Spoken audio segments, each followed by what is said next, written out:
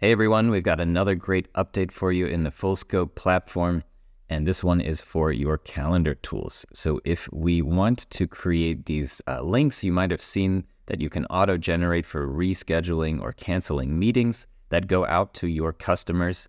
Now we can edit them even further and define a period of time before the appointment where they can no longer reschedule or cancel. And this can help to avoid, last-minute cancellations, people canceling or rescheduling 5-10 minutes before a meeting and kind of ruining your day and your planning.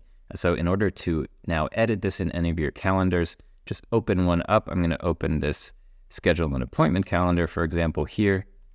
And we're just going to come to the notifications and additional options. And now here below the contact and the acknowledgement email and all this stuff, you can see the cancellation and reschedule policy.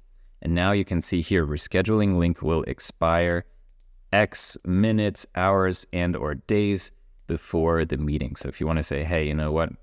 I don't want people to be able to reschedule 1 hour, let's say, before the meeting, and I don't want them to be able to cancel 1 hour before the meeting either.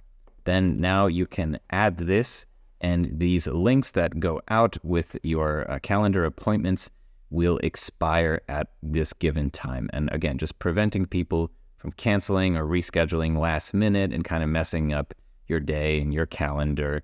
Of course, if you have maybe other ideas how this will benefit your business, you can change the expiry time to be longer or shorter. It's totally up to you. However, it will best work for you is, of course, the way you should set it up. Now you have this option.